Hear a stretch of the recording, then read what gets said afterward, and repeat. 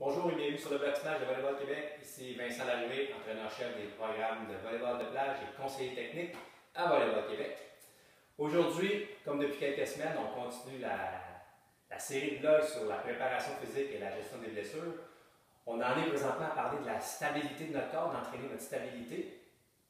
Donc, dans le blog d'aujourd'hui, je voulais discuter avec vous de renforcer le bas de nos abdominaux, parce que ce sont des muscles qui sont bien importants dans la stabilité de notre bassin en lien avec notre colonne vertébrale. En fait, ce qui se passe, c'est que le bas de nos abdominaux est responsable de gérer le poids de nos jambes quand on bouge et de stabiliser le bassin dans les mouvements de nos jambes. Donc, je sais qu'on les entraîne assez régulièrement avec des mouvements souvent de leg raise, donc qui cherchent à entraîner le bas de nos abdos. Mais aujourd'hui, j'avais envie de discuter avec vous d'une petite progression. Parce que des fois, quand on fait un exercice et que c'est trop difficile pour notre corps, bien, les muscles qu'on veut cibler vont se faire voler le travail par des muscles plus gros. Et ces muscles-là vont devenir sursollicités, ce qui va faire qu'on n'arrivera pas à entraîner les muscles qu'on veut. Et dans ce cas-ci, ce qu'on veut vraiment, c'est de stabiliser notre bassin en lien avec notre colonne et la gestion de notre poids de nos jambes. Donc, pour entraîner le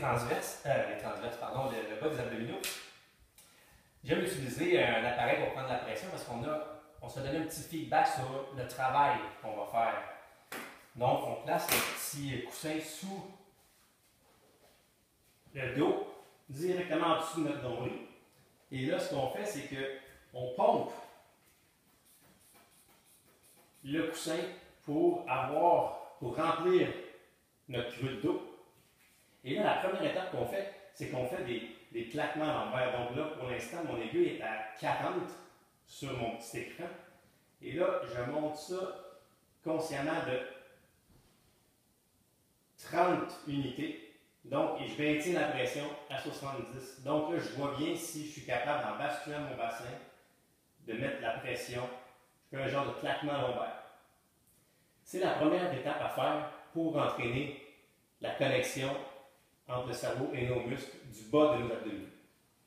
On peut faire des 10, 20, 30 secondes de claquement lombaire, toujours alterner avec la moitié du temps pour le repos. La progression, parce que ça c'est un entraînement isométrique, la progression c'est qu'on veut bouger. Donc ce qu'on fait, c'est qu'on maintient un angle dans notre genou, on met la pression, on bascule le bassin, rentre le nombril un peu, met la pression sur le coussin, et là on bouge notre jambe et on essaie de maintenir l'aiguille sur notre mesure. Donc, présentement, je suis à 70 et je maintiens la pression tout le long de l'amplitude de mouvement de la jambe. Ensuite, on peut faire l'autre jambe, même principe. Donc, j'adore l'appareil à pression parce que ça nous donne vraiment un bon feedback pour voir si on relâche la tension musculaire ou non. On peut également faire l'exercice alterné. La troisième étape, plus difficile, on amène les deux jambes en haut, on recrée, on bascule, maintient notre pression et on descend la jambe sans mouvement au genou, juste à la hanche. C'est le bas d'abdos qui gère le poids de nos jambes. Ultimement, le fameux leg raise, on devrait être capable de maintenir la pression, mais c'est un exercice très avancé. Puis si on n'est pas prêt à le faire, c'est d'autres muscles qui prennent le travail et qui laissent le bas de nos abdos de côté et on ne réussit pas à les entraîner. Donc, excellent exercice pour entraîner le bas de nos abdos. Si vous n'avez pas d'appareil à pression, vous pouvez mettre vos doigts pour remplir le creux de votre dos et mettre une pression. C'est moins évident parce qu'on n'a pas le feedback qui fait qu'on comprend la pression qu'on met sur le coussin. Et souvent, ce qui se passe, c'est quand on est rendu dans le bas, quand on bouge dans le bas, notre bassin bascule, une lordose qui se crée, on n'arrive pas à maintenir la pression. Avec l'appareil, on a vraiment un bon feedback.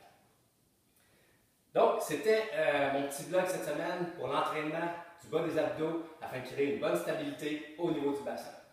Donc, la semaine prochaine, on poursuit avec la stabilité encore une fois, mais dans un plan de mouvement qu'on n'entraîne pas si souvent, le plan frontal ou latéral. Bonne semaine, à bientôt!